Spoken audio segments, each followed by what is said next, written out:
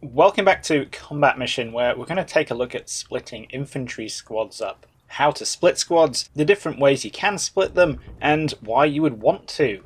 What you're looking at here is Combat Mission Fortress Italy, but we're dealing with an engine feature here, so it works the same way in every Combat Mission game. Here we have a British infantry section, made up of 10 tea-soaked pixel truppen with burnt legs and skinned knees. Out of the box, they operate in this 10-man unit, but we can see that they're not all clumped together in one action square, they're spread out across 3. This is because the section is subdivided into 3 teams, as indicated by the panel in the centre of the UI. We have the section leader and 3 riflemen, the Piat with 2 more riflemen, and the Bren light machine gun with the final 2 rifles. At the moment, the section is grouped together and operates as a single unit, but if we need to, we can go into the admin tab in the bottom right and divide it up. The most straightforward way of doing this is to click on the Split Squad button, which will separate the section into its 3 teams. So now, instead of having a 10-man section, we have a 4-man rifle team, a 3-man anti-tank team, and a 3-man light machine gun team, all of whom we can now give orders to individually.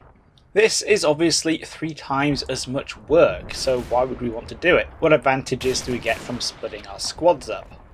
Most obviously, the player gets more fine control over his pixel truppen, so we can take better advantage of the terrain, we can engage more targets at the same time, we can move independently, we can spread out more, the list goes on. By splitting the section up, we've gained a lot of flexibility.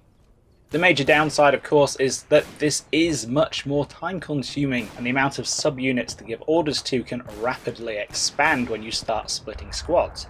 Realistically though, unless you're playing in the real-time mode, you should have as much time as you like to do your orders between turns. There's no gameplay penalty for spending an hour micromanaging a split down platoon.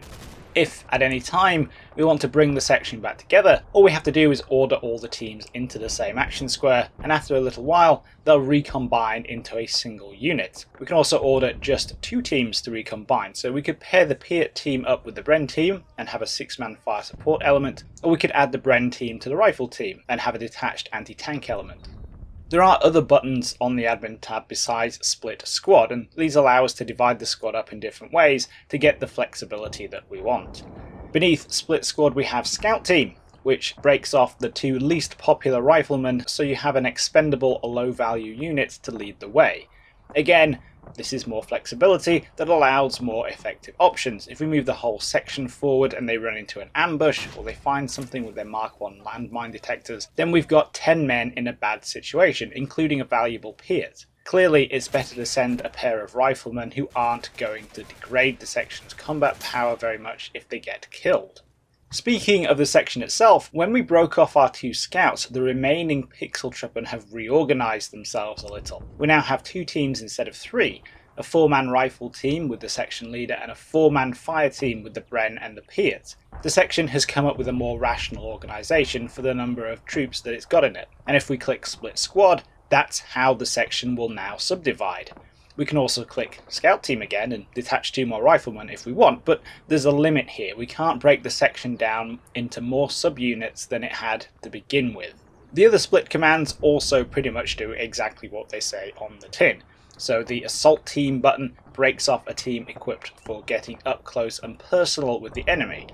Usually they have as many automatic weapons as possible. British regular infantry are very rifle focused, so this section's assault team has a lot of Lee Enfields, and it might not look like it makes a very good assault team, but on closer inspection we can see that they're carrying their own body weight in hand grenades, which would make them very well equipped for close combat. The command will also try to leave all the heavier weapons in the other team, so that the section splits itself into an assault team and a fire team. The anti-tank team button splits off, surprise surprise, the Piat and the rifleman unlucky enough to be carrying the extra ammunition around. So now we have a small sneaky team that we can use to go tank hunting with without exposing the entire section to enemy armour. Like with the assault team, the pixel truppen with the most appropriate weapons are selected. And in the same way, this is not always very obvious. This particular infantry section is the only one in its platoon equipped with a Piat. If we split off an anti-tank team from one of the other sections, then we get 2 riflemen, one of whom has an anti-tank label. Combat Mission doesn't distinguish between different types of grenades, So when it says this team has 10, some of those are most likely anti-tank grenades. Finally, the last button on the admin tab is the Combine Squad command. This does its best to reduce the number of teams in a squad and even out the size of those teams. So if we take our 3-team infantry section and combine it, they reorganize into 2 teams of 5. Very simple. This is handy for when you need extra manpower in your teams, or if you've taken casualties and you want to rationalize the internal squad organization. Once a squad has been combined like this though, you can't uncombine it back into 3 teams, and you can now only break it down into 2 elements instead of 3. So splitting squads down gives you a lot of flexibility and increases your options. So when's the best time to do it? Basically, whenever there's a chance that the enemy is going to make an appearance. There's nothing wrong with marching the troops about in combined squads when they're out of line of sight of the enemy, or when the likelihood of being fired on is low, because it means you don't have to order a million little teams around.